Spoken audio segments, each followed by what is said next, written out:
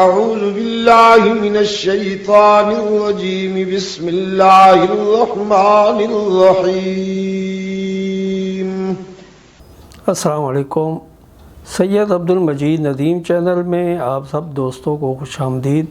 موضوع پر خطاب فرما رہے ہیں حضرت علامہ سید عبد المجید ندیم شاہ صاحب رحمۃ اللہ تعالی علیہ۔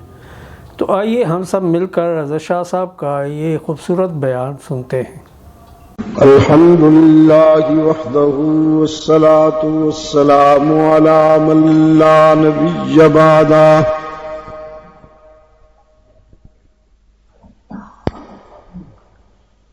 وعلى آله وأصحابه الذين أوفوا عهده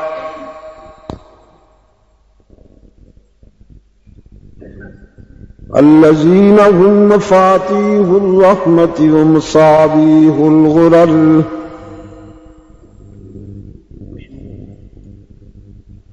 أعوذ بالله من الشيطان الرجيم بسم الله الرحمن الرحيم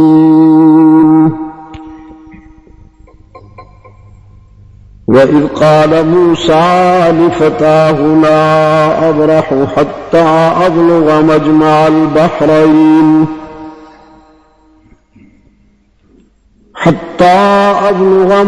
البحرين أو أمضي حقبا فلما بلغا مجمع بينهما نسيا حوتهما فاتخذ سبيله في البحر سربا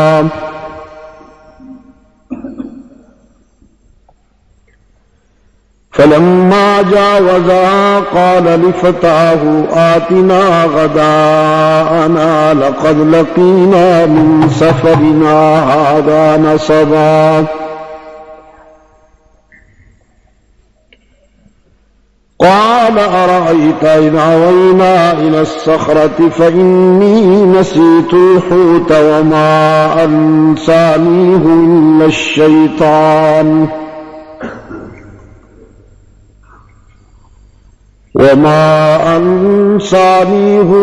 الشيطان أن أذكره واتخذ سبيله في البحر عجبا صدق اللہ مولانا العظیم۔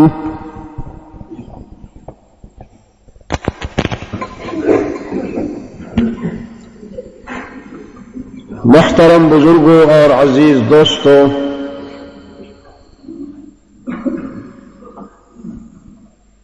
آج 30 جنوری 1992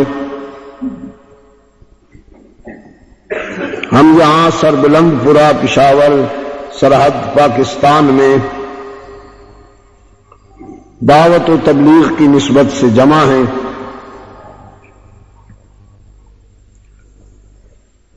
ایک طویل اور تھکا دینے والا سفر کر کے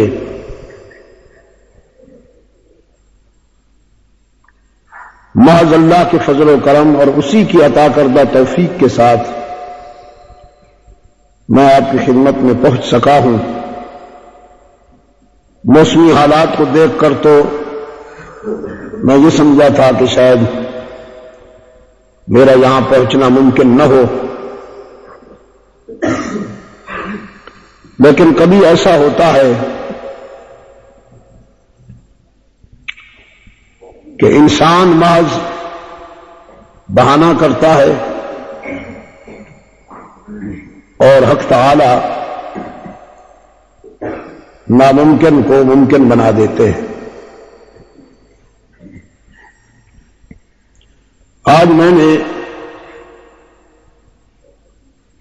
اس علم کا مشاہدہ کیا۔ شدید بارش میں ہم نے لاہور سے پنڈی تک کا سفر بائی روڈ کیا اور ایسا معلوم ہوتا تھا کہ ہماری موٹر روڈ پر نہیں چل رہی بلکہ کشتی پانی میں چل رہی ہے۔ وہ اس کے وائر پر کام کرنا چھوڑ گئے، پھر اس کو جگہ جگہ روکنا، اس کا شیشہ دھونا، اور ٹائم اتنا تنگ تھا۔ بہرحال یہ اسی کا کرم ہے کہ میں یہاں پہنچ پایا ہوں، اور آپ حضرات بھی اس شدید سردی میں، کیچڑ میں، بارش میں تشریف لائے ہیں۔ قرآن کریم کا ایک ورق آج کی گفتگو کی بنیاد ہے۔ یہاں علم کی طلب میں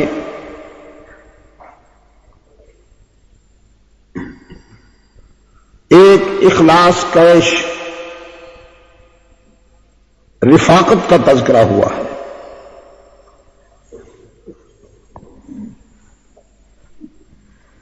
یہ حضرت موسیٰ و خضر علیہ السلام کی رفاقت ہے۔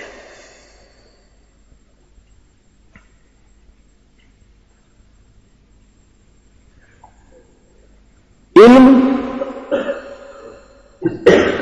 انسان کو ممتاز کرتا ہے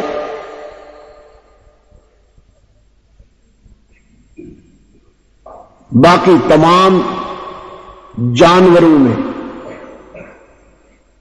اور خدا نخواستہ اگر اس کے پاس علم نہ ہو تو پھر یہ بھی محض جانور رہ جاتا ہے، حیوان ناطق۔ اس کا امتیاز علم سے ہے۔ خلق الانسان علمہ البیان، علم الانسان ما لم یعلم۔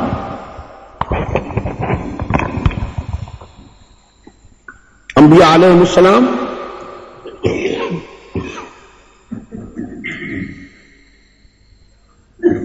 جہاں اللہ کے پیغمبر تھے،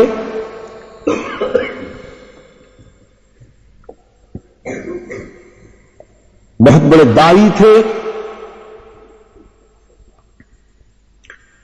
حق و صداقت کے مبلغ تھے، اور بہت بڑے عالم بھی تھے۔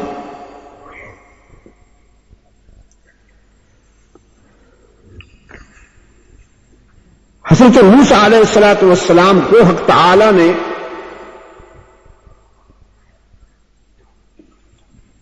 یہ اطلاع دی کہ ہم نے آپ کو بھی علم عطا کیا، لیکن ہمارا ایک اور بندہ ہے جس کو ہم نے وہ اسرار اور رموز بتائے ہیں جو آپ کو نہیں بتائے گئے۔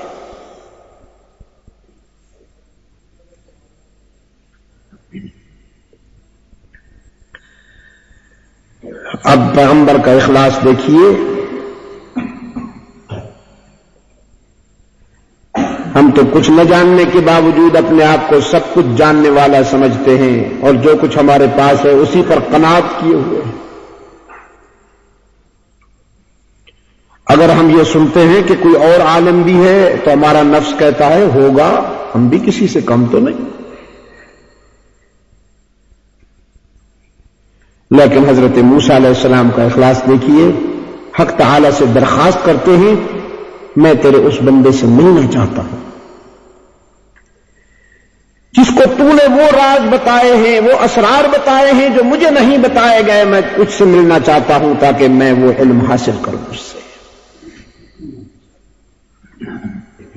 حق تعالی نے فرمایا ٹھیک ہے، اگر ملنا چاہتے ہو تو ملیے۔ پوچھا وہ کہاں ہوگا؟ اللہ نے فرمایا وہ مجمع البحرین پہ ہوگا، جہاں دو دریا ملتے ہیں۔ ہمیں کیسے پتہ چلے گا کہ ہم مجمع البحرین پہ پہنچ گئے ہیں؟ اللہ نے فرمایا ایک مچھلی بھون کر اپنے تھیلے میں رکھ لو، جب تم اس مقام پہ پہنچو گے جہاں ہمارا وہ بندہ رہتا ہے تو مچھلی خود بخود زندہ ہو کر دریا میں چلی جائے گی اور تم سمجھ لینا کہ منزل آ گئی۔ چنانچہ حضرت موسیٰ علیہ السلام نے اپنے ساتھ ایک نوجوان کو رفیق بنایا، حضرت یوشع بن نون۔ یہ بھی منصب نبوت سے نوازے گئے۔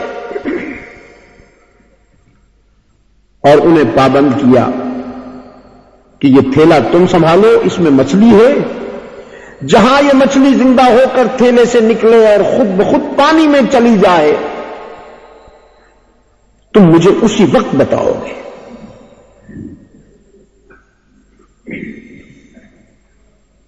چل دیے۔ بڑے آدمی کے ساتھ سفر کرنے میں بڑی عجیب کیفیات، بہت ہی عجیب تجلیات سامنے آتی ہے، اور اللہ کے نبی کی رفاقت میں تو دل و نگاہ پر انوار و تجلیات کی ہمہ ہمی طاری رہتی ہے۔ حضرت یوشع بن نون بھی حضرت موسیٰ کی رفاقت میں پیش آنے والے انوار و تجلیات کی ہمہ ہمی میں اتنے محو ہوئے کہ اس جگہ پہنچے، مچھلی تھیلے سے نکل کر پانی میں چلی گئی، یہ بتا نہ سکے۔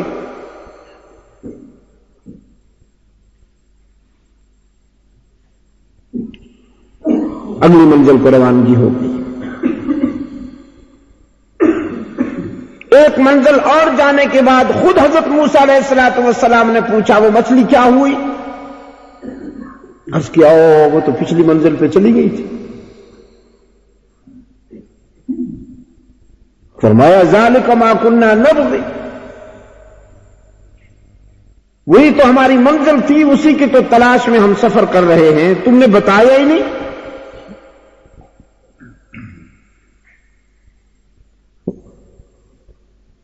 اب یہاں میں ایک بات کہتا چلا جاؤں۔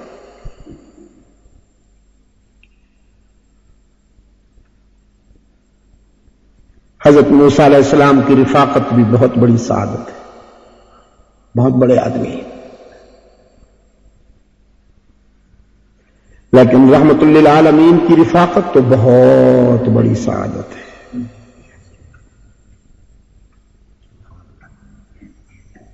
موسیٰ علیہ السلام اللہ کے رسول ہیں اور رحمت للعالمین امام المرسلین ہیں۔ موسیٰ علیہ السلام اللہ کے نبی ہیں اور محمد عربی سید الانبیاء والمرسلین۔ حضرت موسیٰ کے ساتھ سفر کرنے میں انوار و تجلیات کی ہمہ ہمی ہے، لیکن آپ اندازہ کیجئے کہ محمد عربی صلی اللہ علیہ وسلم کی رفاقت میں انوار و تجلیات کا کیا عالم ہوگا۔ حضرت موسیٰ کے ساتھ چلنے والے یوشع بن نون تو موسیٰ علیہ السلام کی رفاقت میں پیش آنے والے انوار و تجلیات کی ہمہ ہمی میں اتنے محو ہوئے کہ جو بات بتانا تھی وہ یاد نہ رہی، ابو بکر کے ظرف پہ قربان جاؤں کہ اتنے بڑے انسان کی رفاقت میں لمحہ بھر کے لیے بھی صدیق اکبر غافل نہیں ہوئے۔ سفر ہجرت لمحہ بھر کے لیے حضرت موسیٰ کی رفاقت میں پیش آنے والی انوار و تجلیات کے مقابلے میں سفر ہجرت میں پیش آنے والے انوار و تجلیات اتنے ہی زیادہ تھے جتنے موسیٰ علیہ السلام کے مقابلے میں رحمت للعالمین کی شخصیت زیادہ بڑی ہے۔ لیکن صدیق اکبر اتنا باخبر، اتنا باشعور نکلا اس سفر میں کہ ایک لمحے کے لیے بھی غفلت نہیں ہونے پائی۔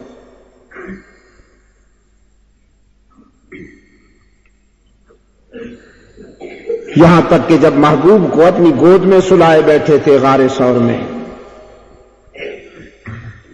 تو دیکھا کہ ایک سوراخ ایسا ہے کہ جسے میں بند نہیں کر سکا۔ خیال آیا کہیں اس میں سے کوئی موذی جانور نکل کے ڈس نہ دے، اس کا بند کرنا ضروری۔ لیکن اگر میں اس کو بند کرنے کے لیے اٹھتا ہوں تو رحمت عالم بے آرام ہو جائیں گے، اور اگر بند نہیں کرتا ہوں تو اندیشہ باقی رہے گا۔ تو حضور کو بے آرام بھی نہیں کیا، اپنا پاؤں آگے بڑھا کے پاؤں کا ایک حصہ اس سوراخ پہ رکھ دیا جس پہ سانپ نے ڈس دیا تھا۔ یہ چھوٹا سا نمونہ اس لیے آپ کی خدمت میں عرض کیا کہ اپنے اپنے ذوق کی بات ہے، اللہ کی عطا کردہ نعمتوں کی بات ہے۔ خیر، حضرت موسیٰ علیہ السلام نے فرمایا بھائی ذالک ما کنا نبغی، ہم تو اسی منزل کی تلاش میں تھے، آپ نے بتایا ہی نہیں، تو چلو واپس چلتے۔ فارتدا علی آثارہما قصصا، اپنے قدموں کے نقوش پر واپس لوٹے۔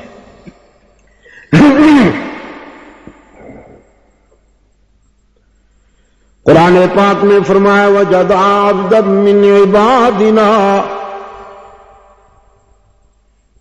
آتیناہ رحمۃ من عندنا وعلمناہ من لدنا علما۔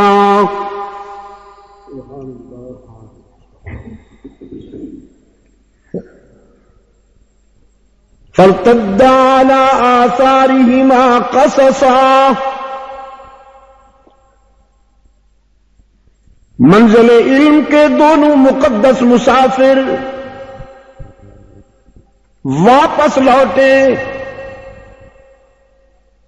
اور اس مقام پہ آ کر مجمع البحرین پہ آ کر انہوں نے ہمارا ایک بندہ پایا۔ یہ مجمع البحرین جہاں دو دریا ملتے ہیں، تو آپ کہیں سوچیں گے بڑا شور ہوگا، بڑا آشوب ہوگا جہاں دو دریا مل رہے ہوں گے۔ کوئی شور نہیں ہوتا، کوئی آشوب نہیں ہوتا۔ افریقہ میں میں نے وہاں کیپ ٹاؤن میں جہاں دو دریا ملتے ہیں، دو سمندر ملتے ہیں،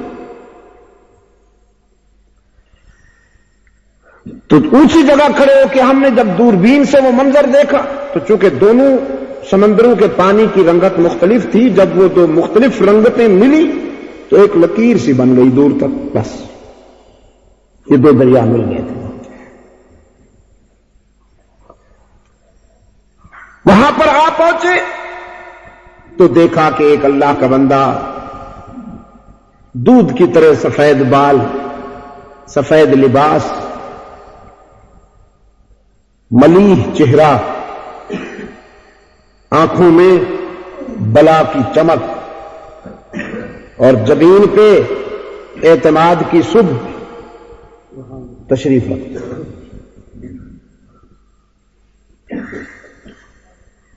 کچھ لوگ ایسے ہوتے ہیں کہ اگر بولیں تو ان کے علم کا اندازہ ہوتا ہے، کچھ لوگ چپ رہیں تو بھی علم ٹپکتا ہے ان سے، ان کی خاموشی میں بھی فصاحت ہوتی ہے، بلاغت ہوتی ہے۔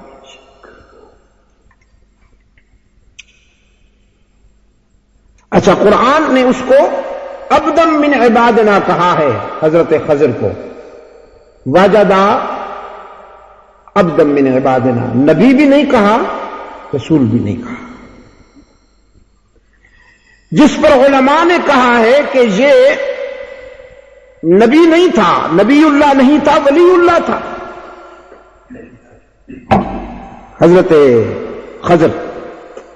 آپ میری طرف دیکھیں نا جی، چائے آپ کو نہیں ملے گی، یہ مسافروں کے لیے آئی ہے جو تھکے ہوئے ہیں، جنہوں نے 700-800 بلکہ 1000 میل سفر کیا ہے۔ آپ کیوں؟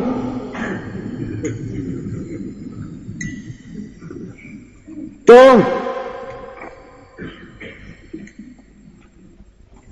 ایک یہ بھی اس میں بات ہے، علماء نے کہا ہے کہ یہ ولی اللہ تھے، نبی اللہ نہیں تھے۔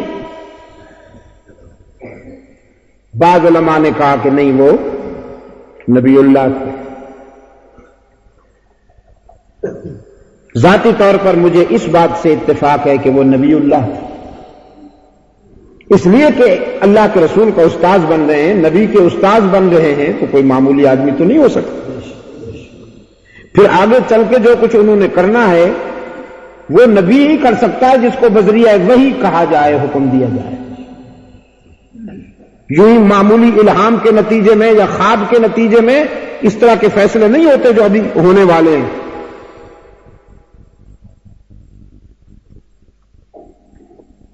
ملاقات ہوئی،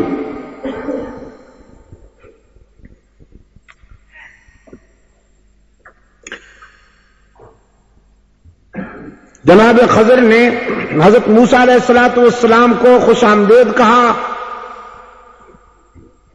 پوچھا کیسے آئے؟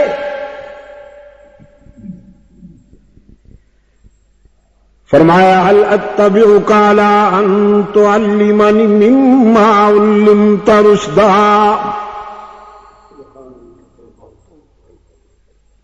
هل اتبعك على ان تعلمني مما علمت رشدا۔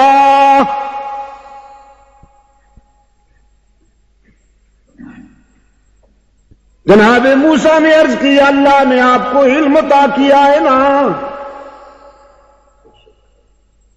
میں اس علم کو سیکھنے کے لیے کچھ روز آپ کے ساتھ رہنا چاہتا ہوں، اگر آپ مناسب سمجھیں تو میری رفاقت کو قبول فرما لیں، میں آپ کے ساتھ رفاقت کرنا چاہتا ہوں تاکہ وہ علم سیکھوں جو اللہ نے آپ کو عطا۔ حضرت خضر نے حضرت موسیٰ کا سراپا دیکھا، فرمایا انک لن تستطیع معی صبرا، برخوردار آپ میرے ساتھ کچھ دن گزارنا چاہتے ہیں لیکن مجھے اندیشہ ہے کہ آپ صبر نہیں کر پائیں گے، میری رفاقت میں جہاں چپ رہنا ہو وہاں چپ نہیں رہ سکیں گے، بول پڑیں گے۔ وَكَيْفَ تَصْبِرُ عَلَىٰ مَا لَمْ تُحِطْ بِهِ خُبْرًا، اور یہ اس لیے ہوگا کہ آپ کے پاس تشریعی علوم ہیں اور میرے پاس تکوینی علوم ہیں۔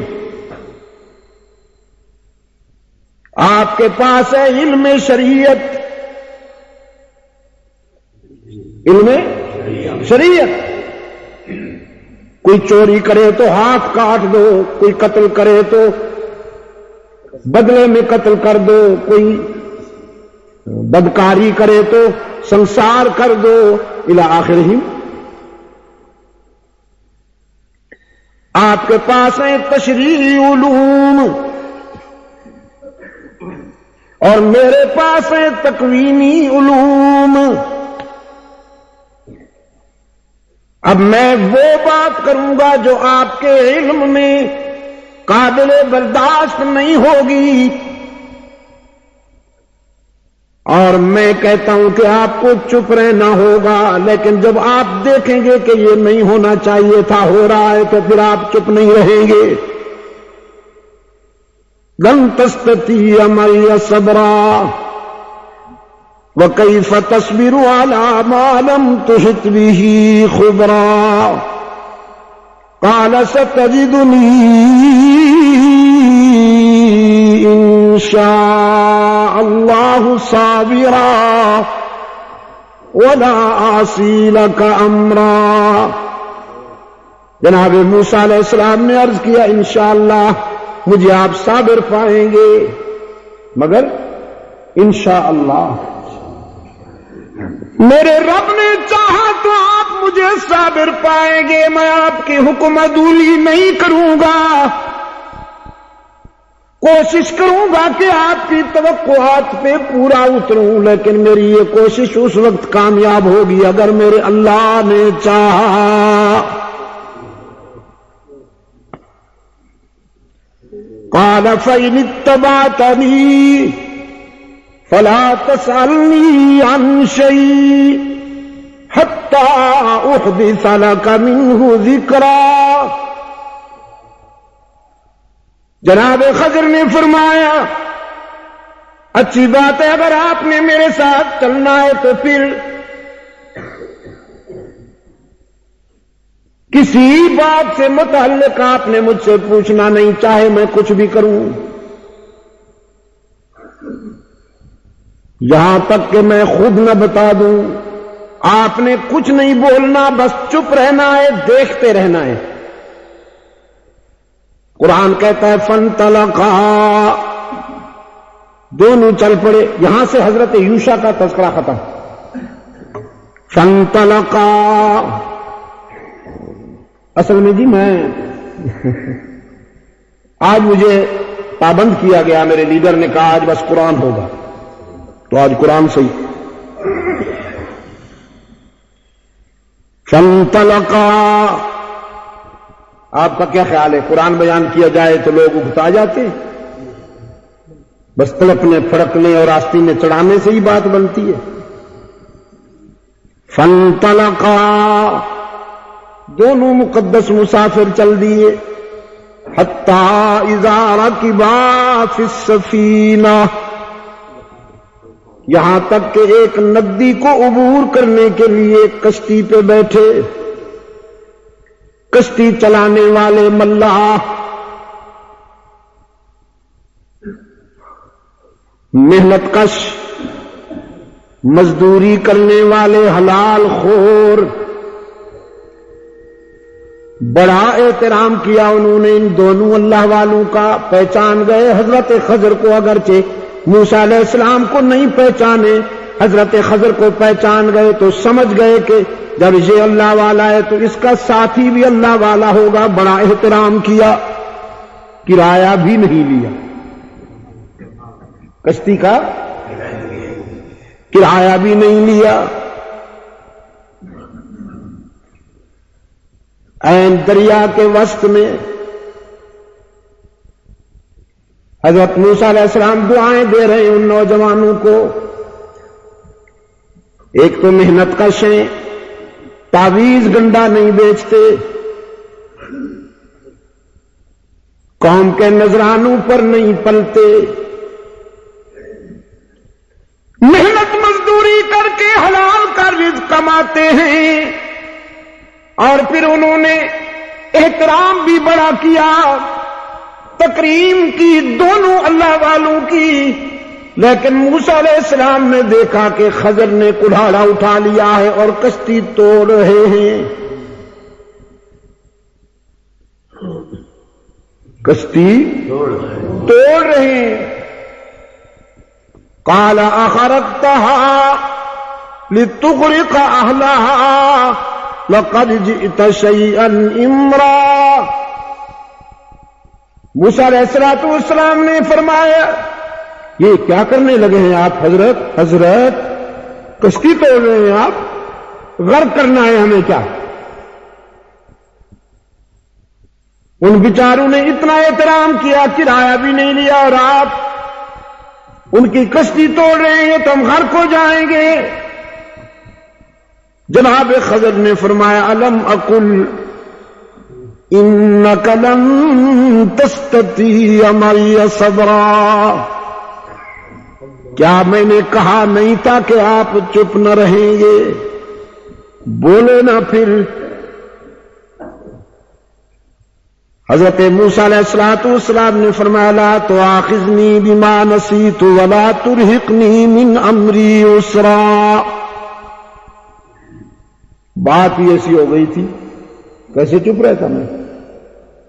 بہرحال اب کوشش کروں گا کہ نہ بولوں۔ فانطلقا، پھر دونوں روانہ ہوئے، حتی اذا لقیا غلاما،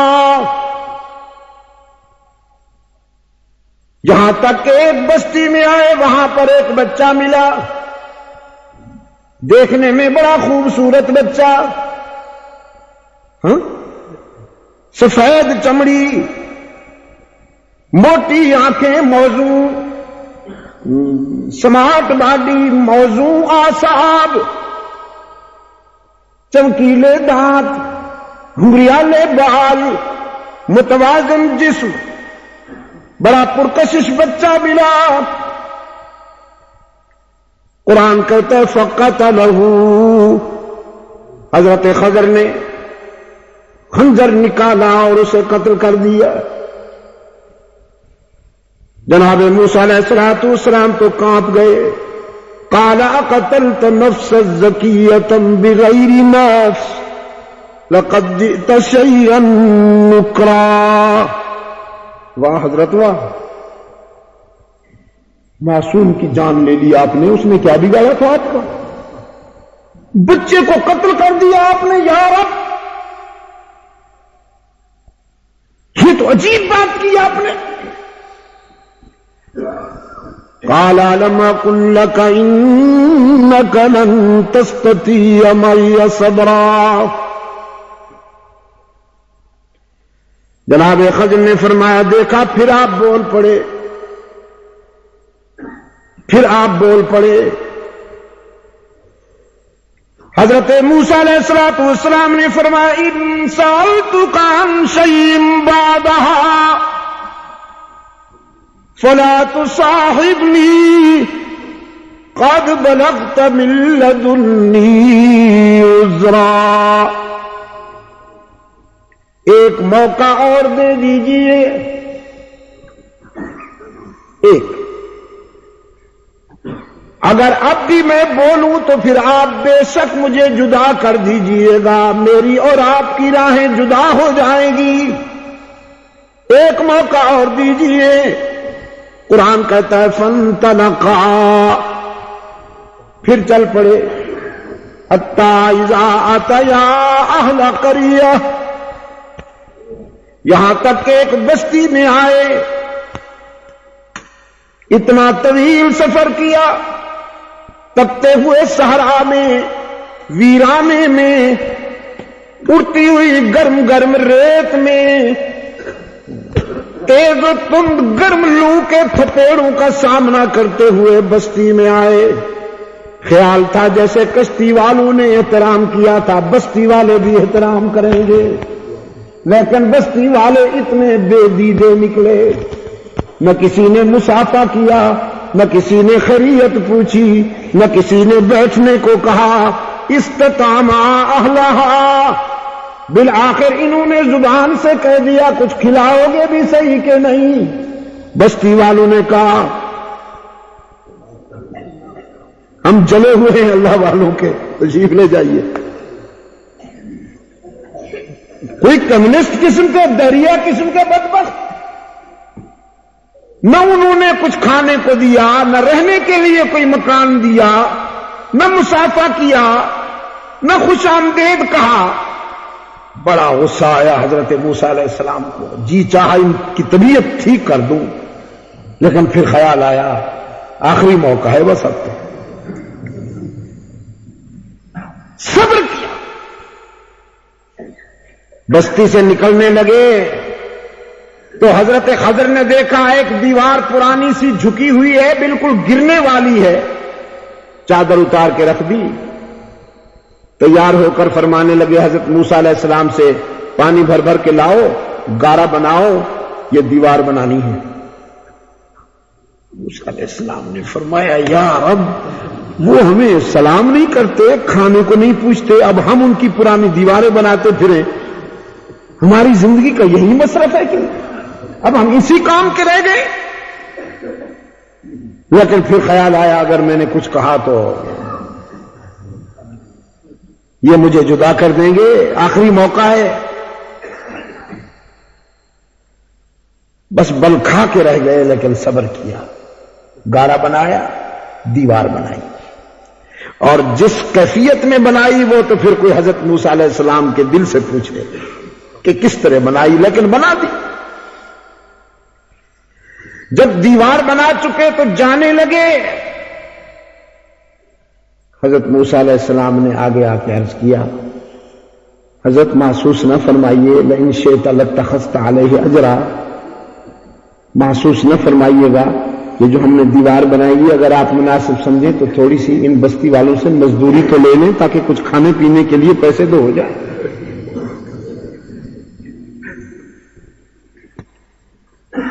قال هذا فراق بینی وبینک. جناب خضر نے فرمایا بس آپ پھر بول پڑے, اور آپ ہی کے کہنے کے مطابق ہماری جدائی کا وقت آ گیا. یہیں سے تیری اور میری راہیں جدا ہو جائیں گی. قال هذا فراق بینی وبینک سأنبئک بتأویل ما لم تستطع علیہ صبرا. علیحدہ کرنے سے قبل آپ کو اپنے آپ سے جدا کرنے سے پہلے ان تینوں باتوں میں چھپی ہوئی حکمت بتاؤں گا جس کے پیش نظر میں نے وہ کام کیے. اب پہلے وہ حکمتیں سنیے، پھر تشریف لے جائیے. اما السفینہ، وہ جو کشتی تھی جس کو میں نے توڑا اور آپ نے اعتراض کیا. اما السفینۃ فکانت لغلامین، اما السفینہ فکانت لمساکین یعملون فی البحر فأردت أن أعيبها وكان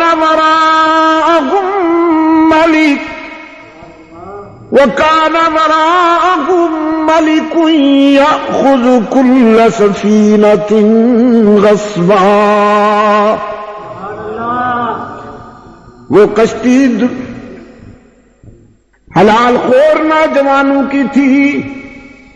وہ مسکین جیب خالی تھی ان کی، لیکن کردار کے اتنے وفادار تھے کہ اللہ کو ان نوجوانوں سے پیار تھا. ایک بادشاہ کشتیوں پہ قبضہ کر رہا تھا. اس کا ہوگا نا جی کوئی پکنک وزٹ، جیسے یہاں کے ظالم حکمران جب کوئی ان کا فنکشن ہوتا ہے تو پھر بسوں ویگنوں پر قبضہ ہوا کرتا ہے نا جی، غریب لوگوں کا ذریعہ معاش. وہ بادشاہ کشتیوں پہ قبضہ کر رہا تھا اور تیرا رب چاہتا تھا کہ ان نوجوانوں کا ذریعہ معاش ضائع نہ ہو جائے. اللہ نے مجھے حکم دیا کہ میں اس کشتی کو عیب ڈال دوں، زخمی کر دوں، تاکہ جب بادشاہ اس کشتی کو دیکھے تو اسے زخمی اور عیب والا سمجھ کر جانے دے کہ یہ ہمارے قابل نہیں ہے.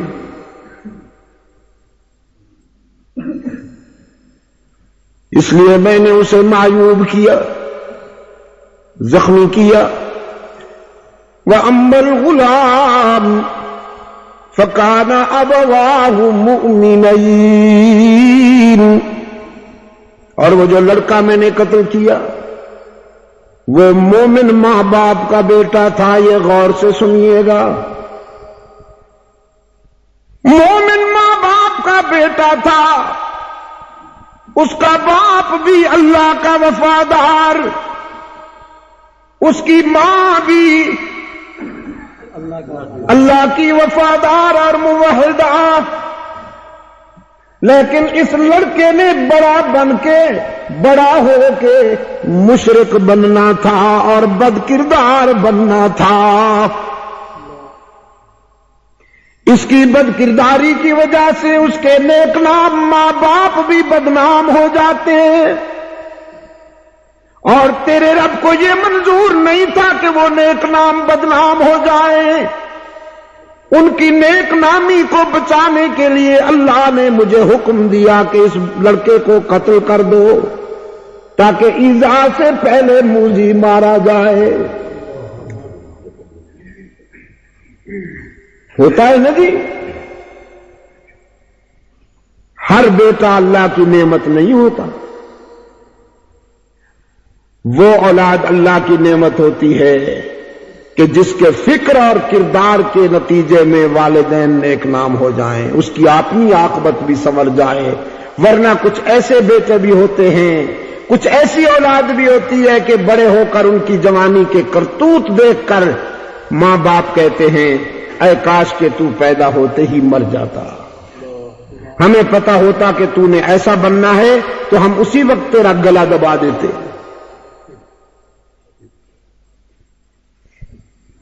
ان کی نیک، یہ تو ہے نا جی، اچھی اولاد برے ماں باپ کو بھی نیک نام بنا دیتی ہے اور بری اولاد اچھے ماں باپ کو بھی بدنام کر دیتی ہے. اس لیے اللہ سے دعا کیا کیجئے کہ اللہ صالح اولاد عطا فرمائے، طیب اولاد عطا فرمائے۔ حضرت زکریا نے اللہ سے جب بیٹا مانگا تو عرض کیا حبلی من لدنک ذریۃ طیبہ۔ حدیث میں آتا ہے اس لڑکے کے قتل ہونے کی وجہ سے ماں بھی روئی، باپ بھی رویا، لیکن پھر اللہ نے انہی ماں باپ کو ایک بیٹی عطا فرمائی، اس کے بدلے میں بیٹی عطا فرمائی، اور وہ بیٹی اتنی عظیم نکلی کہ پھر اس کی نسل سے کئی ہزار انبیاء پیدا ہوئے۔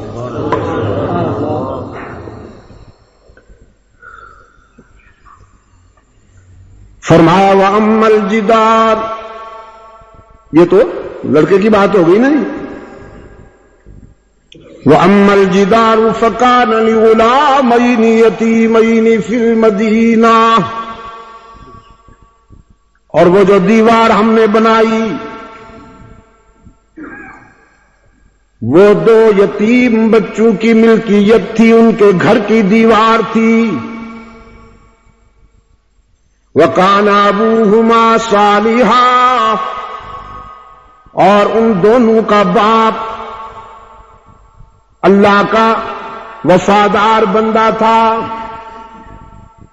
نیک تھا، اللہ والا تھا۔ وَكَانَ تَحْتَهُ كَنْزٌ لَهُمَا، اور اس دیوار کے نیچے ان دو یتیم بچوں کے باپ نے ان کے لیے خزانہ دفن کیا تھا، تاکہ جب میرے بچے بڑے ہوں تو انہیں یہ خزانہ ملے جس سے ان کی دنیا بھی سنور جائے، عقبہ بھی سنور جائے۔ فَأَرَادَ رَبُّكَ أَن يَبْلُغَا أَشُدَّهُمَا وَيَسْتَخْرِجَا كَنزَهُمَا رَحْمَةً مِّن رَّبِّكَ،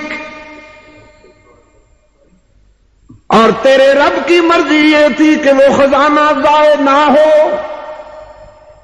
اللہ چاہتا تھا کہ یہ دونوں بچے جوان ہو جائیں اور وہ خزانہ پائیں۔ دیوار گرنے والی تھی، اگر وہ گر جاتی تو خزانہ ضائع ہو جاتا، اس لیے میں نے وہ دیوار بنائی۔ وَمَا فَعَلْتُهُ عَنْ أَمْرِي، یہ تینوں کام میں نے اپنے نفس کے تقاضے پر نہیں کیے، اس کی مرضی پر اور اس کے حکم پر کیے۔ ذَلِكَ تَأْوِيلُ مَا لَمْ تَسْطِع عَلَيْهِ صَبْرًا، یہ ہے ان تینوں کاموں میں چھپی ہوئی حکمت جن پر آپ صبر نہیں کر سکے۔ اب ذرا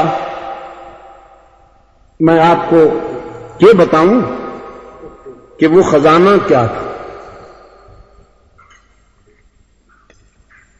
کیونکہ خزانے سے ہمیں بھی بڑی محبت ہے نا جی، ہمیں بھی بڑی محبت ہے خزانے سے۔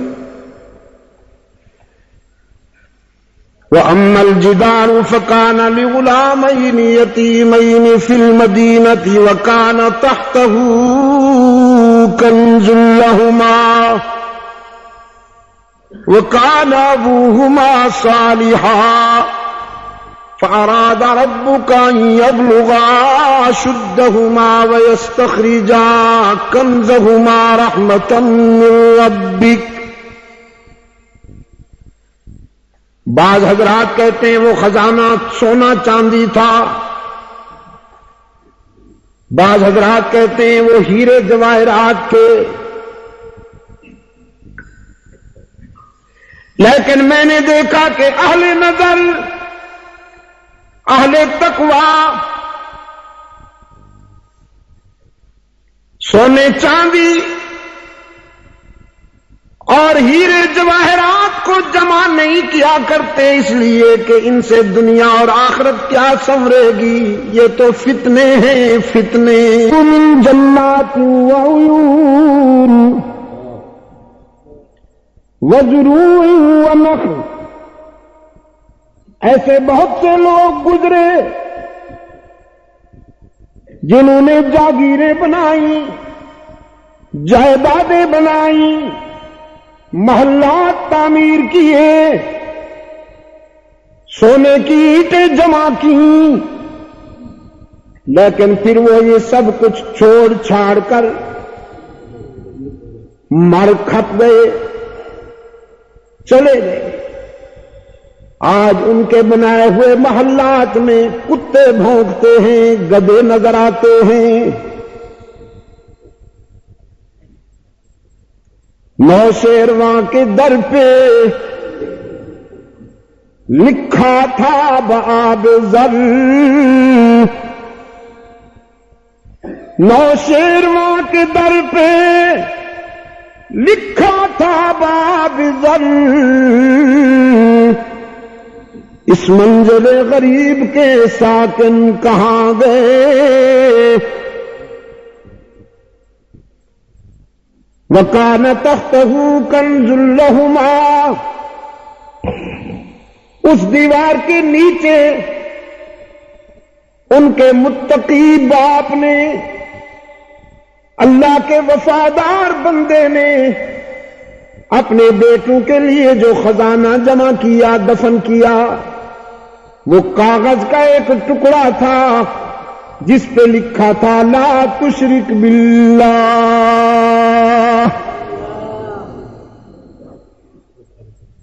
لا تشرک باللہ۔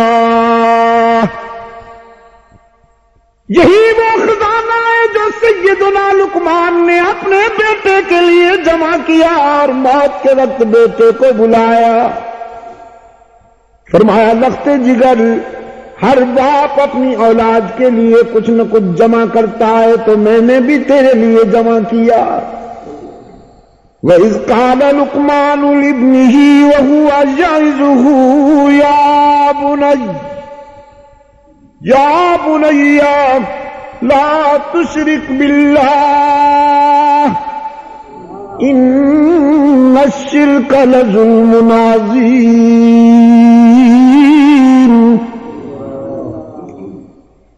اپنے بیٹے سے کہا میں نے تیرے لیے یہ خزانہ جمع کیا، یہ زرین قول، یہ حکیمانہ بول تجھے دیتا ہوں، اگر اس میں تو نے وفا کر لی تو پھر تجھ سے زیادہ خوش نصیب کوئی نہیں ہوگا۔ اللہ کے حقوق میں کسی کو شریک نہ بنانا، اگر تو اللہ سے وفا کرے گا تو وہ بھی تجھے کسی نعمت سے محروم نہیں چھوڑے گا۔ وفاؤں کا صلہ دینے والا اللہ سے زیادہ کوئی نہیں، اللہ سے بڑھ کر کوئی نہیں ہے وفاؤں کا صلہ دینے والا۔ اور اس کی توحید میں جو لوگ وفا کیا کرتے ہیں، اللہ نہ انہیں دنیا میں رسوا ہونے دیتا ہے نہ آخرت میں رسوا کرتا ہے۔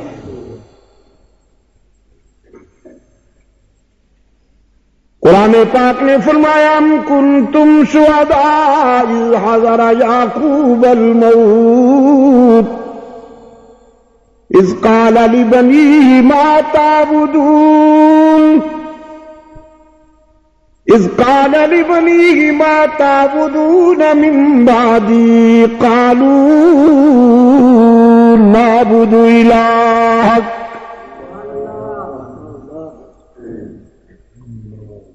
وہ منظر یاد ہے کہ نہیں تمہیں جب یعقوب علی نبینا علیہ التسلیم پہ موت آنے لگی، اپنے بیٹوں کو بلایا، اپنے بیٹوں کو بلایا،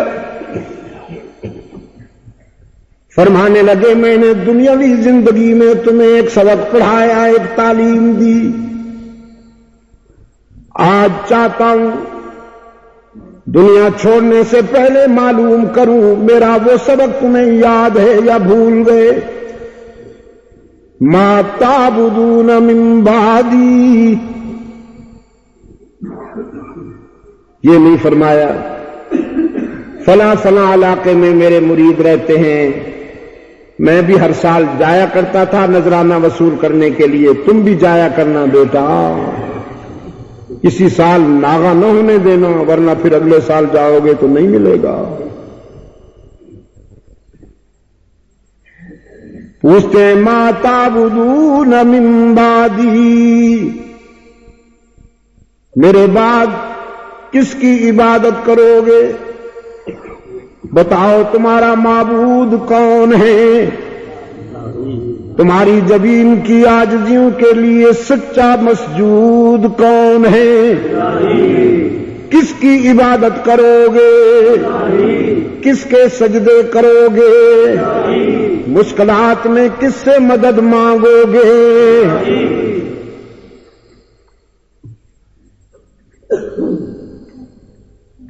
سردی کے مارے ہوئے میرے بے زبان دوستو، مسجود کون ہے؟ اور کوشش کیجئے ذرا ہی پہ ضرب لگانے کی۔ ما تعبدون من بعدی، تمہارا معبود کون؟ مسجود کون؟ علام الغیوب و کارساز و دستگیر کون؟ مشکل کشا کون؟ حاجت روا کون؟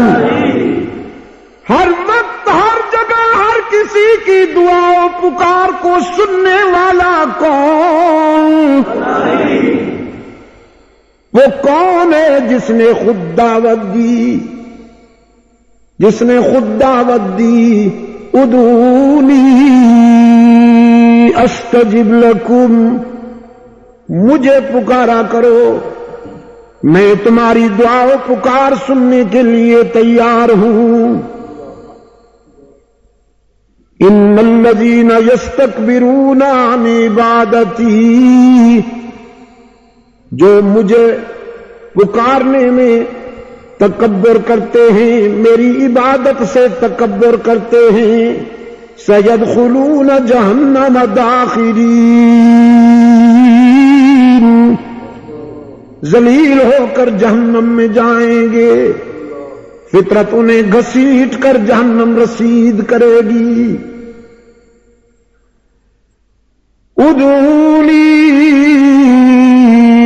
استجب لکم، مجھے پکارا کرو، اور آگے فرمایا ان الذین یستکبرون عن عبادتی، عن دعائی نہیں، عن دعوتی نہیں، الذین یستکبرون عن عبادتی، جو لوگ میری عبادت سے تکبر کرتے ہیں۔ تو قرآن نے واضح کیا نا کہ پکارنا صرف ندا نہیں ہے، عبادت ہے۔ کہیے نا ذرا یا اللہ۔ باہر والے ہم میں سے نہیں ہیں، آپ بھی کہیے یا اللہ۔ یا آپ نے کیا کیا؟ عبادت کی آپ نے، جزاکم اللہ۔ پھر کہیے یا اللہ، تو یہ کیا ہوا؟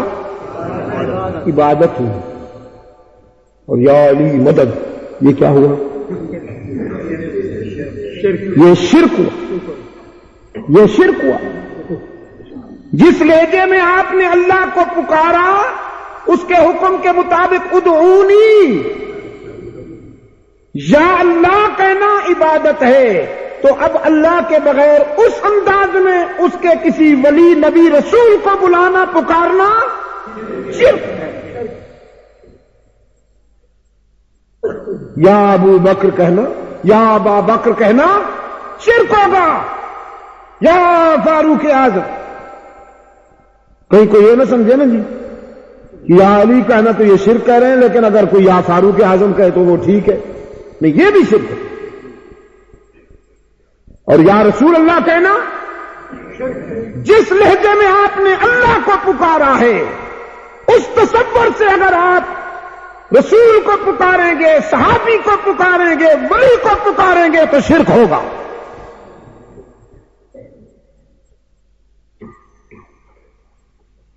اور مولوی کہتا ہے نہیں جی، شرک تو وہ ہوتا ہے جو اللہ کے دشمنوں کو پکارا جائے، اللہ کے پیاروں کو پکارنے سے کہاں شرک ہوتا ہے؟ مولوی صاحب سے کہو عیسائیوں نے اللہ کے دشمن کو پکارا یا اللہ کے نبی کو پکارا؟ حضرت عیسیٰ علیہ السلام اللہ کے دشمن ہیں علیہ باللہ یا اللہ کے دوست ہیں؟ رسول ہیں نا اللہ کے۔ یہودیوں نے حضرت موسیٰ علیہ السلام کو پکارا، عزیر علیہ السلام کو پکارا، اللہ کے پیاروں کو پکارا نا، تو وہ جہنمی ہو گئے۔ وہ اگر حضرت موسیٰ سے مدد مانگے تو جہنمی ہو جائیں، عیسائی اگر حضرت عیسیٰ علیہ السلام سے مدد مانگے تو جہنمی ہو جائیں۔ اور تم، الطاف حسین حالی کہتا ہے، کرے غیر گر بت کی پوجا تو کافر، جو ٹھہرائے بیٹا خدا کا تو کافر، کواکب میں مانے کرشمہ تو کافر، جھکے آگ پر بہرے سجدہ تو کافر، مگر مومنوں پر کھلی ہیں یہ راہیں، پرستش کریں شوق سے جس کی چاہیں، نبی کو جو چاہیں خدا کر دکھائیں، ولیوں کا رتبہ نبی سے بڑھائیں۔ آج کل ایک ولی کی شان بیان ہو رہی ہے، کنڈے بیان، وہ رجب میں کنڈا کرتے ہیں نا یہ لوگ، یہ کنڈا دین کا کون سا رکن ہے؟ سربلند پورا والوں، اس کے نام میں بھی غیر اسلامی تصور موجود ہے۔ کنڈا، یہ جو ڈال ہے عربی اعراب میں سے نہیں ہے، ڈال، ٹے، چیڑے، پے، یہ عربی گرامر میں سے نہیں ہے۔ تو ٹائٹل ہی ایسا ہے کہ جس سے پتہ چلا کہ یہ دین نہیں ہے، ہوم پروڈکشن ہے۔ اور اس میں پھر بوڑھیاں جو ہیں نا، بوڑھیاں دروازہ بند کر لیتی ہیں اور اندھیرے میں پھر کہانی سناتی ہیں۔ ایک بوڑھی تھی، اس کا ایک ہی بیٹا تھا، وہ 11ویں دیتی تھی اور ہر سال پھر 11ویں کرتی تھی، پھر اس کا بیٹا فوت ہو گیا تھا، پھر اسرائیل روحیں تھیلے میں لے جا رہا تھا۔ بوڑھی نے غوث پاک کو پکارا، یا غوث المدد، میں تو تیری 11ویں دینے والی مرید ہوں، میرا بیٹا اسرائیل علیہ السلام نے اسے مار ڈالا۔ تو غوث پاک کو غصہ آیا، انہوں نے یوں کر کے جو پکڑا تو جبرائیل امین سے روح کا تھیلا چھین لیا، اسرائیل سے روح کا تھیلا چھین لیا۔ اسرائیل اللہ پاک کے پاس گئے تو وہاں جا کے، بچوں سن رہے ہو نا، وہاں جا کے میری بہنوں سن رہی ہو نا، تمہارا ایمان خراب ہو رہا ہے نا، وہاں جا کے اللہ پاک کے پاس اسرائیل علیہ السلام روتے ہوئے کہنے لگے وہ تو روح کا سارا تھیلا چھین لیا۔ اللہ پاک نے پوچھا کس نے؟ تو اسرائیل نے کہا کہ وہ عبد القادر گیلانی ہے کوئی ہے تیرا بندہ، اس نے۔ اللہ نے فرمایا چپ رہے، اس کا نام نہ لینا، اس کا نام وہ مجھ سے بھی بڑی شخصیت ہے۔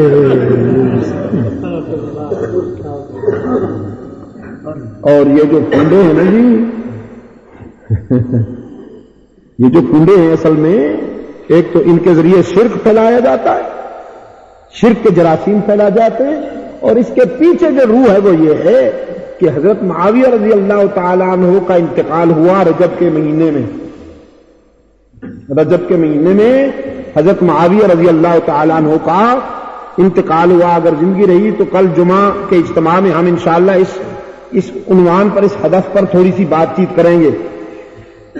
تو حضرت معاویہ رضی اللہ تعالیٰ عنہ کا نام جنہیں ہضم نہیں ہوتا نا جی، جن کی بائیں پسلی میں ٹیسیں اٹھتی ہیں حضرت معاویہ کے نام سے، وہ پھر خوشی منانے کے لیے یہ کنڈے کرتے ہیں۔ اور معاویہ کی کرامت دیکھیے کہ جو حضرت معاویہ کا بغض ہے جن کے سینوں میں، ان کا کنڈا ہی کر دیا اللہ نے، کنڈا ہی ہو گیا۔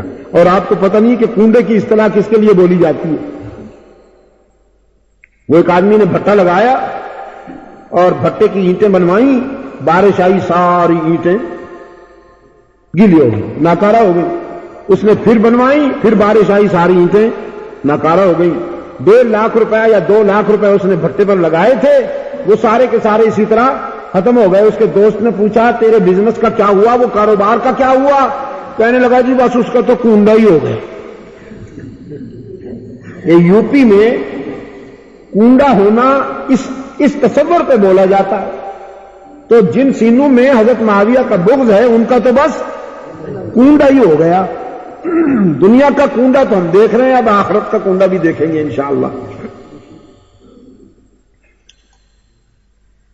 فرمایا ام کنتم شہداء اذ حضر یعقوب الموت اذ قال لبنیہ ما تعبدون من بعدی قالوا نعبد الہک و الہ آبائک ابراہیم و اسحاق و یعقوب الہا واحدا ونحن له مسلمون۔ سعادت مند بیٹوں نے عرض کیا ہم تیرے اور تیرے آبا اجداد ابراہیم و اسماعیل علیہ السلام کی معبود کی عبادت کرنے والے ہیں، ہم آپ کا سبق نہیں بھولے اور جب تک زندہ رہیں گے نہیں بھولیں گے۔ ہم اللہ کے بندوں کو بھی آپ کا سبق پڑھائیں گے، یہی تعلیم دیں گے کہ ہم سب کا معبود، ہم سب کا مسجود، علام الغیوب، کار ساز و دستگیر، حاجت روا و مشکل کشا، عزت دینے والا، رزق دینے والا، اولاد عطا کرنے والا، گرداب میں اور بھنور میں پھنسے ہوئے الجھے ہوئے سفینوں کو کنارے پہ لگانے والا۔ قرآن کریم نے خود پوچھا امن یجیب المضطر اذا دعا، جب تمہاری صحت شباب پہ ہوتی ہے تو تمہیں رب بھول جاتا ہے، لیکن جب تم بیمار ہوتے ہو پھر وہ بڑا یاد آتا ہے۔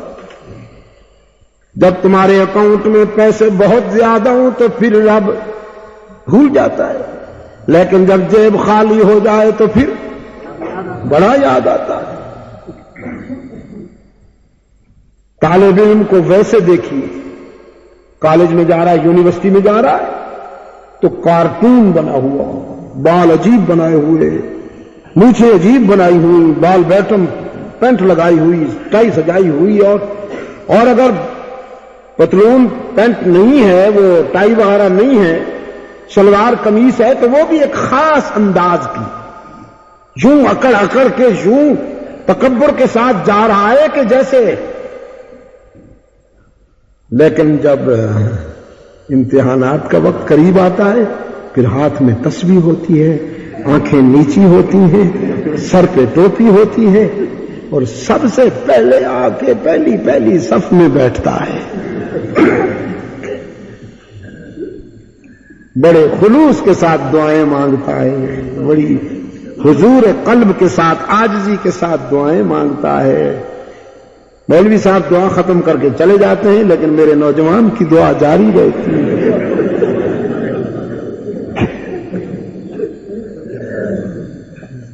اور جب رزلٹ آؤٹ ہوتا ہے، جب یہ پاس ہو جاتا ہے، پھر اللہ میاں سے کہتا ہے اگلے امتحان میں پھر ملاقات ہوگی۔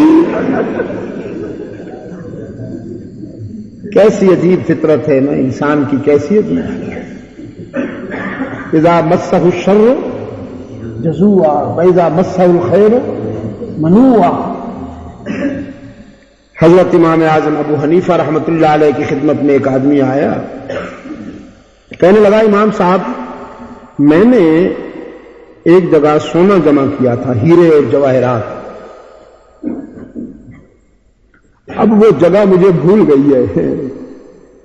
روتا ہوا آیا, کوئی وظیفہ بتائیے کہ مجھے وہ جگہ یاد آ جائے. بہت سارا مال ہے, بڑا یاد کرتا ہوں, وہ جگہ ہی یاد نہیں آتی کہ میں نے کہاں دفن کیا تھا. وہ کوئی وظیفہ بتائیے. امام ابو حنیفہ رحمۃ اللہ علیہ نے فرمایا اچھا ایسا کرو, آج رات 100 رکعت نفل پڑھنا, اور نفل پڑھنے کے بعد دعا کر کے سو جانا. انشاءاللہ اللہ اپنے فضل و کرم سے تمہیں وہ خزانے کی جگہ جو ہے بتا دیں گے. کہنے لگا جی بس صرف 100 رکعت.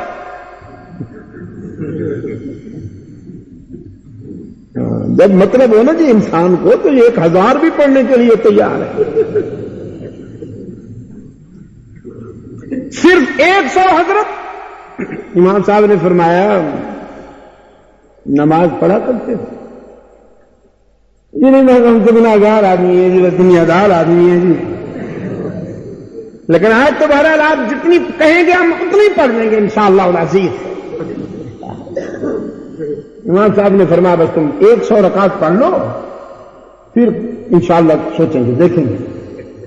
کہو جی بہت اچھی بات. گھر میں آیا, خاص قسم کا صابن منگوایا, خوشبو والے صابن سے نہایا, بڑے خاص قسم کے سفید اور پاکیزہ کپڑے پہنے, نئی جائے نماز اٹھائی, نیا مصلی اٹھایا, اور رواں شو جماعت دپارا. جماعت دپارا رواں شو جی. بیوی نے پوچھا چیر تھا,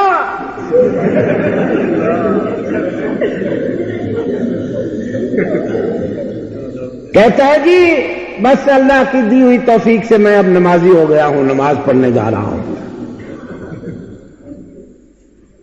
ابلیس کو جو پتہ چلا کہ یہ تو میرا پکا مرید ہے, امام ابو حنیفہ نے اس کو پھنسا دیا لالچ میں. آج اگر اس نے 100 رکعت نفل پڑھ لی اور اس کو خزانہ یاد آ گیا, تو آئندہ تو جب بھی اس کو کوئی ضرورت پڑے گی یہ مسجد چلا جائے گا. یہ تو ہر کام یہیں سے ہوگا پھر اس کا. ہاں ملا بن جائے گا نا. تو ابلیس پہلے پہنچا. جب یہ پہنچا اور اس نے مصلی بچھایا, تسبیح سامنے رکھی, بڑی عاجزی کا پیکر بن کے نیت کر کے, ابھی ہاتھ نہیں باندھے تھے, نیت کر رہا تھا, تو خزانہ یاد آ گیا. ہاں کہتا ہے مصلی بھی وہیں, تسبیح بھی وہیں, اور حضرت گئے. جلدی سے جا کے خزانہ نکالا. خزانہ نکال کے گھر رکھا, اور ایک پلیٹ میں ہیرے جواہرات بھر کے حضرت امام اعظم ابو حنیفہ کی خدمت میں صبح پہنچا. کہ حضرت یہ آپ کا نذرانہ ہے. حضرت نے فرمایا مل گیا خزانہ؟ کہتے جی ہاں بس مل گیا.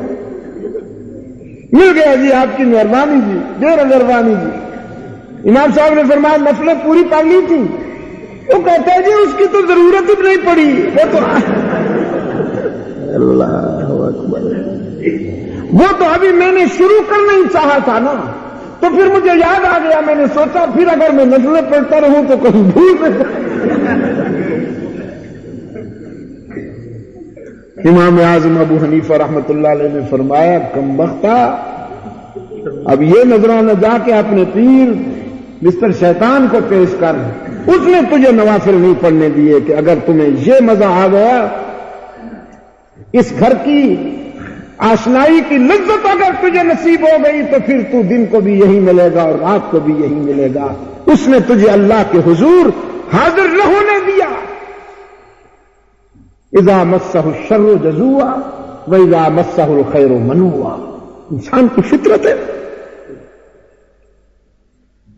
تو میرے عزیز دوستو, میں آپ کی خدمت میں یہ عرض کر رہا تھا,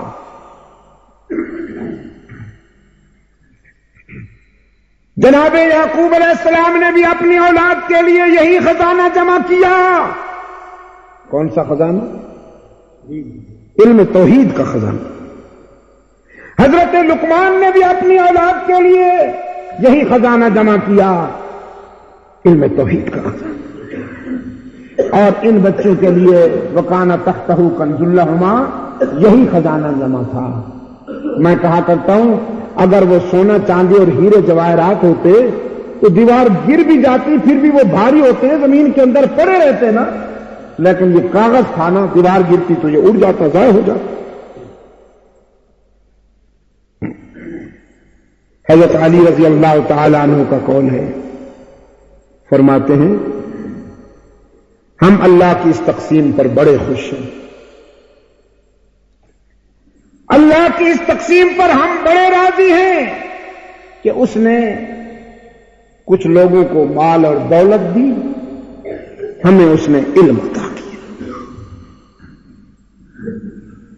لنا علم وللاغیار معلوم وللجہال معلوم، ہمیں اس نے علم عطا کیا اور دوسروں کو دولت بخشی۔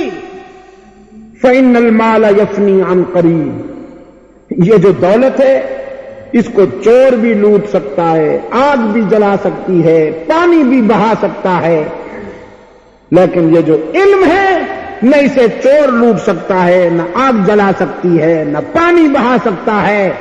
مال و دولت حیوانی دولت ہے اور علم انسانی دولت ہے۔ علم سے انسانی شرافت اور عظمت کا امتیاز قائم ہوا۔ سربلند پورہ والوں، اپنے بچوں کو بے شک تعمیرات کا علم سکھاؤ، علاج معالجے کا علم سکھاؤ، مطلب ڈاکٹر بناؤ، انجینئر بناؤ، سائنسدان بناؤ، جو مرضی آئے بناؤ، لیکن دین کے علم سے بھی ضرور انہیں آشنا کرو، دین کے علم سے انہیں محروم نہ رکھو۔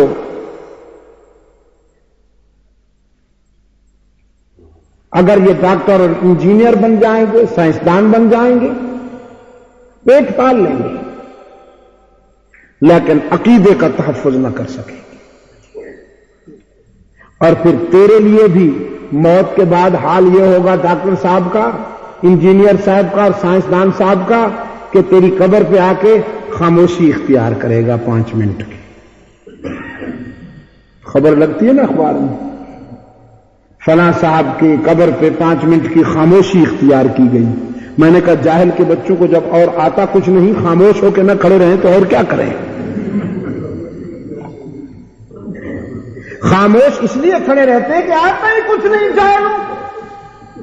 اگر کچھ آتا سورہ یاسین پڑھتے، قرآن کریم کی تلاوت کرتے، وہاں پڑھتی، مطلب یہ ہے کہ ذکر اور تسبیح پڑھتے، جب آتا کچھ نہیں۔ صم بکم عمی فہم لا یعقلون۔ میں نے سنا ہمارے کچھ دوستوں کو اللہ نے بیٹیاں دی، ہاں عبد الرحمان بتا رہا ہے، عائشہ اور فاطمہ، اور پھر ان کو ماشاء اللہ اطلاع یہ ہے کہ قرآن کریم کو انہوں نے پڑھ لیا، ختم کر لیا۔ کہیں میرا بیان سنا تھا، میں نے درخواست کی ہوئی تھی کیسٹ میں کہ اپنی بچیوں کا نام عائشہ فاطمہ اس طرح رکھو، اس نے بچیوں کا نام یہی رکھ لیا، اور قرآن کریم کا اب انہوں نے قرآن کریم پڑھ لیا۔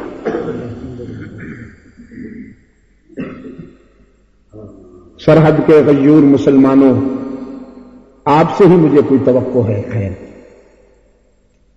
ورنہ اٹک سے پرلی طرف تو جو کچھ ہو رہا ہے وہ میں بھی جانتا ہوں، آپ بھی جانتے ہیں۔ آپ سے مجھے توقع ہے خدا کے لیے اپنے گھروں میں اسلامی انقلاب کی ابتدا کر، ملک کی سطح پر قرآن و سنت کا نظام، آئین شریعت کی تقویم ہوگی جب ہوگی، پہلے ہم اور آپ اپنے گھروں میں یہ سلسلہ شروع کر دیں، اپنے بچوں کا نام ازواج بنات رسول کے ناموں سے منسوب کیجئے اور انہیں قرآن کا علم سکھائیے۔ میں ابھی ملیشیا میں گیا ہوا تھا، آپ کو یہ سن کر خوشی ہوگی کہ کوئی گھر ہی شاید ایسا ہو مسلمانوں کا جس گھر میں حافظ قرآن بچے اور بچیاں نہ ہوں۔ یہ بھی آپ کو معلوم ہوگا کہ ملیشیا میں کسی نوجوان بچی اور بچے کی اس وقت تک شادی نہیں ہوتی جب تک وہ حج نہ کرے. چنانچہ حاجی حضرات نے دیکھا ہوگا وہاں ملیشین مسلمان جو ہیں ان میں زیادہ تر نوجوان لوگ ہوتے ہیں، جس طرح ہمارے پاکستانی بوڑھے زیادہ ہوتے ہیں. کہتے ہیں جی چونچلے کر لیں، جوانی کے چونچلے کر لیں، جب بوڑھا ہو جائیں گے کچھ کر نہیں سکیں گے تو پھر جا کے اللہ سے معافی مانگ لیں. بہت ہوشیار ہو نا، دیر ہوشیار چلے گی، اور یہ سمجھتے ہیں کہ ہم اللہ کو اس طرح دھوکہ دے دیں گے کہ ہم بڑے نیک ہو گئے. کیا اللہ تعالیٰ آپ سے نہیں پوچھے گا جب نیک ہونے کا وقت تھا تو اس وقت تو میں یاد ہی نہیں تھا، اب جب کچھ نہیں کر سکتے ہو تو اب بڑے نیک بن گئے ہیں جی. 100 چوہے کھا کے 100 چوہے کھا. ملیشیا کے مسلمانوں کی میں نے یہ خوب دیکھی دوستوں کہ وہاں پہلے حج کرو پھر شادی ہوگی، بچوں کی بھی اور بچیوں کی بھی. پتہ ہے وہاں کا قومی جشن کس دن ہوتا ہے؟ آپ کے تو یہاں قومی جشن جو ہوتے ہیں وہ آپ کو معلوم ہے، 5 اسٹار ہوٹلوں کے کمروں سے پوچھیے، ان کے ڈانسنگ ہالوں سے پوچھیے، آپ کے قومی جشن میں فرزندان اسلام کیا کیا گل کھلاتے ہیں. ملیشیا کا قومی دن وہ ہوتا ہے جب ہر دن میں ہر گھر میں چراغاں کیا جاتا ہے اور جشن کا سما ہوتا ہے، جس دن بین الاقوامی حسن قرت کا مقابلہ ہو. عالمی حسن قرت کا جس دن مقابلہ ہوتا ہے پورے ملیشیا میں قومی سطح کا جشن منایا جاتا ہے. اور اسی ملک کو یہ شرف اور اعزاز حاصل ہے کہ وہاں کی ایک لڑکی، وہاں کی ایک بچی عالمی مقابلہ حسن قرت میں پہلے نمبر پہ کامیاب. اگرچہ یہ بات محل نظر ہے کہ اس نے مردوں کے سامنے قرآن کریم اونچی آواز سے پڑھا. میں نے ان سے کہا بھی کہ غیر محرم کے سامنے اونچی آواز سے قرآن پڑھنا جائز نہیں ہے. تو پھر انہوں نے مجھ سے پوچھا بھی کہ پاکستان شریف میں جو ریڈیو اور ٹی وی پہ گانا ہوتا ہے، وہاں کی اسلام کی بنات طیبات وہاں جو کچھ کرتی ہیں اس کے متعلق آپ کا کیا خیال ہے؟ میں نے کہا ہماری مت پوچھو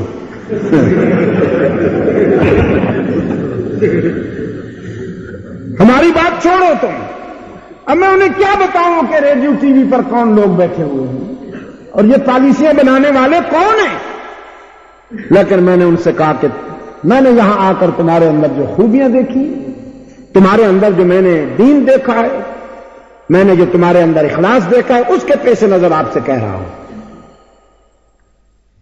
وہ لوگ بڑے خوش نصیب ہیں جن کی بیٹیاں قرآن کریم کا علم حاصل کر رہی ہیں.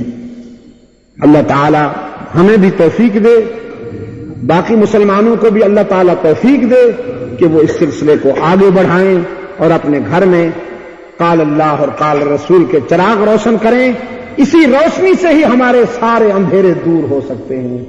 میں اسی کے ساتھ اکتفا کرتا ہوں اور اللہ سے دعا کرتا ہوں. اللہم صلی علی سیدنا محمد النبی الامی وعلی آلہ واصحابہ وبارک وسلم. ربنا آتنا فی الدنیا حسنہ وفی الآخرۃ حسنۃ وقنا عذاب النار. ربنا ظلمنا انفسنا وإن لم تغفر لنا وترحمنا لنکونن من الخاسرین. اللہم ثبتنا علی صراط المستقیم. اے اللہ عالم اسلام کی مدد فرما. مسلمان جہاں کہیں مظلوم و مجبور ہیں ان کی دستگیری فرما. فلسطین، افغانستان، کشمیر اور برما کے مسلمانوں کی بھی مدد فرما. برما کے مسلمانوں پر اس وقت عجیب صورتحال ہے. وہاں کی کمیونسٹ حکومت نے مسجدوں کو بند کر دیا، اذانیں بند ہوئی پڑی ہیں، جمعہ کی نماز تک نہیں ہو پاتی، اور وہاں کے مسلمانوں کا جذبہ ایمانی یہ ہے کہ نہتے لڑ رہے ہیں، نہتے لڑ رہے ہیں.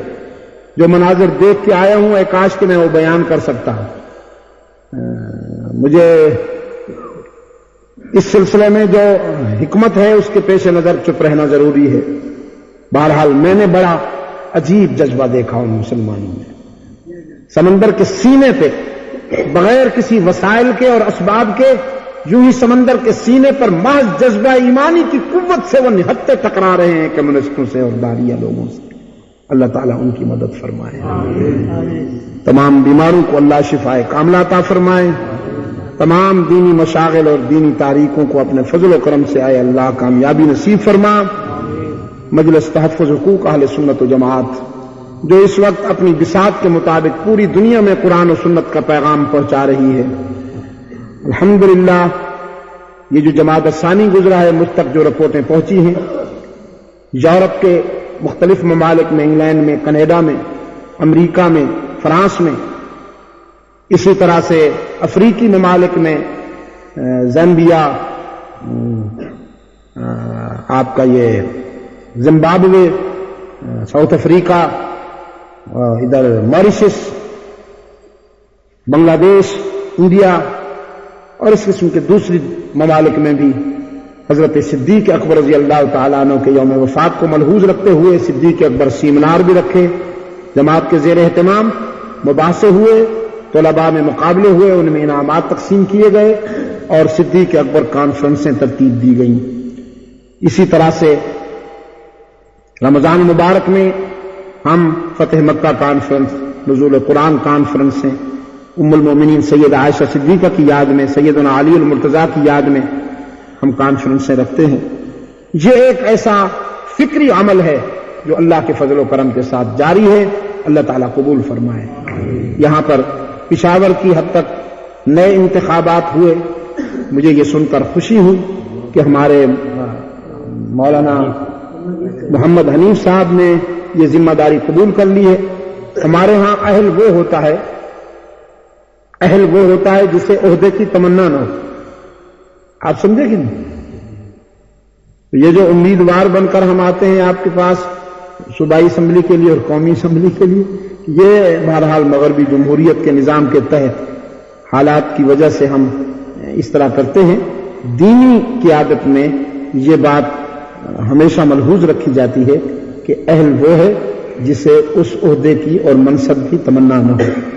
الحمدللہ یہ مجھے سن کر خوشی ہوئی کہ ایک روشن ضمیر عالم دین نے یہ ذمہ داری قبول کر لی. مجھے امید ہے کہ عالمی مجلس تحفظ حقوق اہل سنت و جماعت پشاور میں بالخصوص اور صوبہ سرحد میں اب نئے ولولہ اور عزم کے ساتھ اپنے کام کا آغاز کرے گی، اور انشاءاللہ یہ محسوس ہوگا کہ اللہ کے فضل و کرم کے ساتھ اصحاب و اہل بیت رسول کی عزت و ناموس کی حفاظت اور ان کے مناقب اور اسلام میں ان کے کردار کی اہمیت کو اجاگر کرنے کے لیے اور نسل نو تک پہنچانے کے لیے پہلے سے بہتر یہ فرض ادا کیا جا رہا ہے. ہمارے اس دوست کی بیٹیوں کو بھی اللہ تعالیٰ صالحہ بنائے. انہوں نے قرآن پڑھ لیا، اب اللہ تعالیٰ ان کی زندگی کو قرآن پر عمل کرنے کے روشنی سے منور فرمائے. تمام مسلمانوں کے گھرانوں کو اللہ تعالیٰ اس نعمت سے ہمکنار فرمائے. آپ تمام دوست جو تشریف لائے اس سردی میں اور بگڑے ہوئے موسم میں، اللہ آپ کو بھی جزائے خیر عطا فرمائے. وصلی اللہ تعالی علی خیر خلقہ محمد مبارک وسلم. یہ میری یورپ کی تقاریر جو میں نے انگلینڈ میں کی، اسلام اور انسانیت، اور وہاں پر بالخصوص ہماری تبلیغی جماعت کیا کام کر رہی ہے، اس کی تفصیلات اس کتاب میں آپ کو ملیں گی. اور اس میں سید عطا اللہ شاہ بخاری کی تقریریں اور یہ کیسٹیں ہمارے عثمانیہ لائبریری والے نوجوان لائے ہیں. آرام آرام سے مسجد سے باہر لے لیجیے. جزاک اللہ. ابھی آپ حضرت علامہ سید عبد المجید ندیم شاہ صاحب رحمۃ اللہ علیہ کو سماعت فرما رہے تھے. آپ سب دوستوں سے گزارش ہے کہ ہمارے اس چینل کے ساتھ بنے رہیں اور اس چینل کے لنک کو آگے اپنے دوستوں میں بھی شیئر کرتے رہیں. آپ سب دوستوں کا بہت شکریہ. ملتے ہیں ایک نئی ویڈیو کے ساتھ. تب تک کے لیے اللہ حافظ. پاکستان پائندہ باد.